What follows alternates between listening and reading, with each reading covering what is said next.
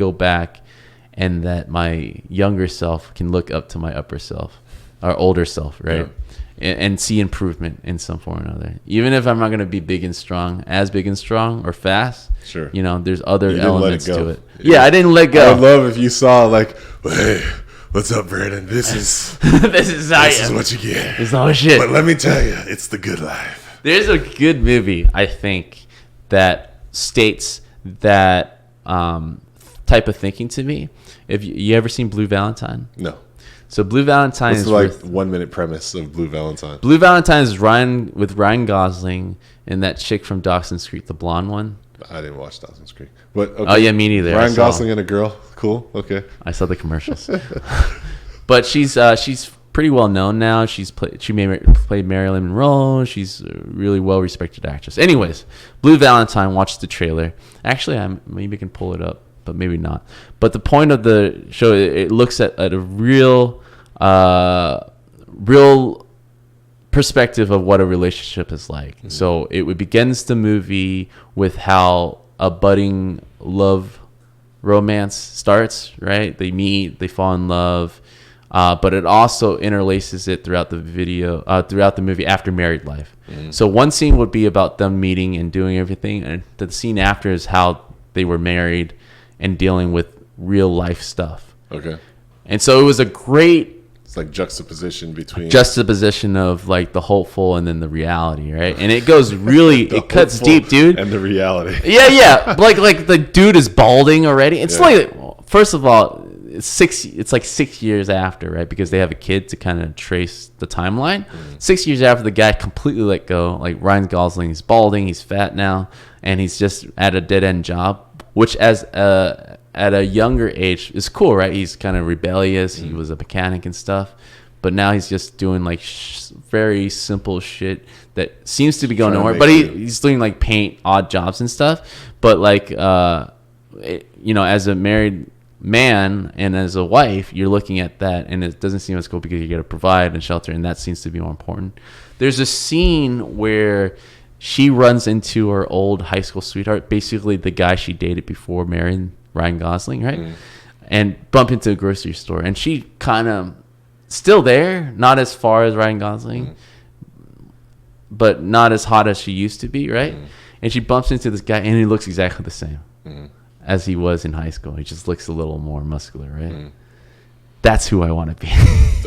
And she goes, and her husband's in the car waiting, right? And she just brought it up. It's like, I just bumped into him. It's like, I didn't ask about him. It's like, he looks like shit. It's like, I didn't ask how he's looking. Why did you bring that up? Obviously to kind of like mask the fact that he looks great and she might have made a mistake, right? That's what I'm trying to go against. So I don't want my wife to run into her ex.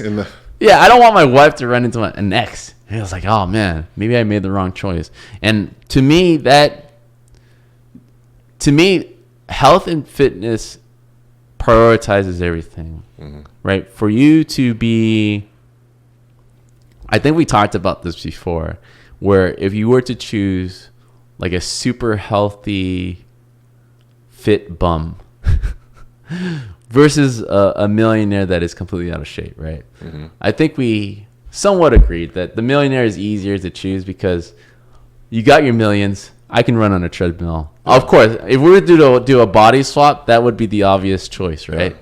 But if we were to say, hey, in terms of happiness, the bum guy is probably a lot happier because he has a better outlook and he's more like the floating through life, going along with the waves and not having to worry about and like probably less stress, right? Versus the millionaire who's got out of shape, even though he has the money, he's probably internally not happy because obviously the way he looks, but also, the money that he thought he would achieve is not filling in that void that he's always been trying to fill.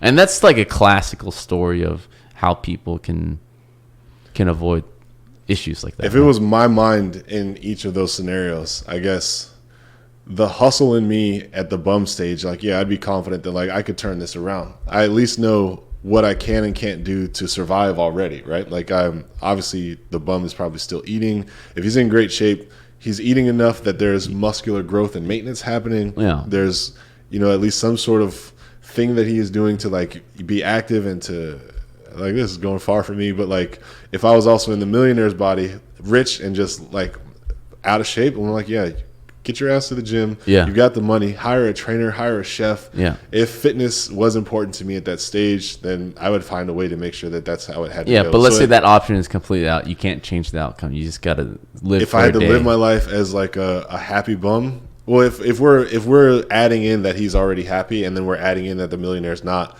happiness alone is enough for me to pick the bum. Yeah. To be honest, like overall, I think that while I'm on this rock, as much as I want to say like I want to be rich or I want to be famous or I want to be whatever other thing, each one of those things that you want is happiness is a derivative, Yeah. right? Like I feel like I want to be rich because I feel like having wealth is going to allow me to be happy. I will have less problems. I will have less things that I can't do. I will have less things that pop up out of nowhere and financially throw me off track, which leads to me being unhappy. All those things lead everything.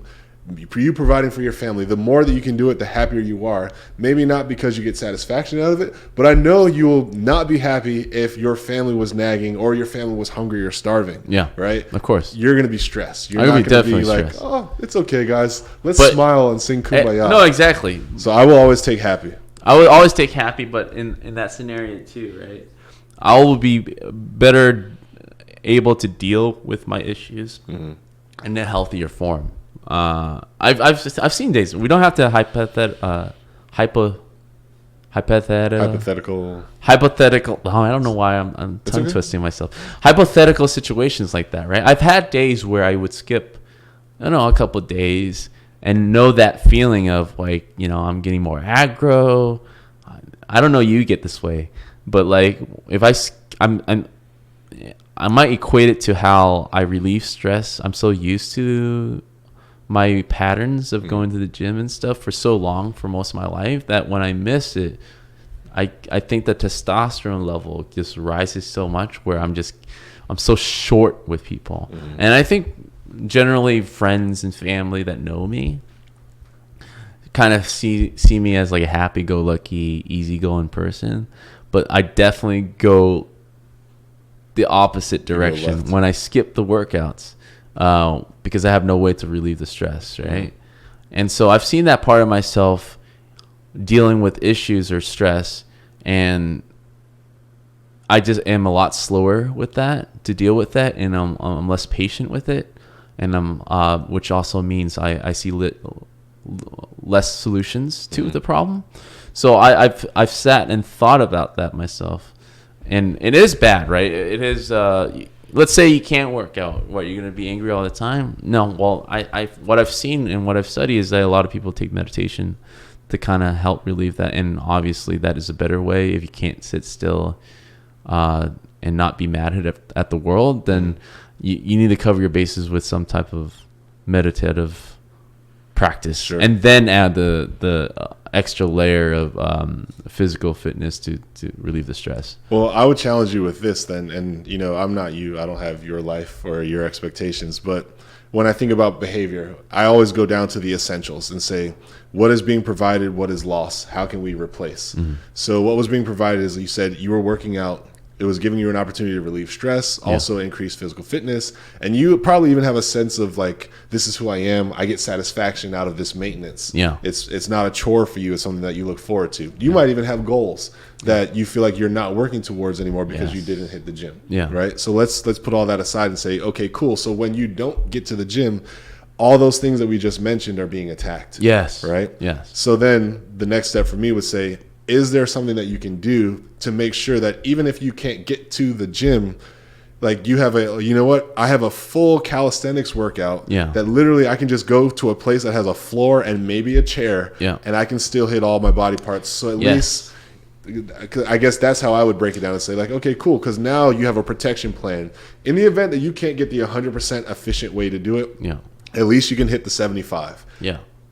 At least you can hit the but I did 200 push-ups. I did the jumping jacks, the lunges. I have no problem doing push-ups, doing jump ropes, and taking care of myself, right?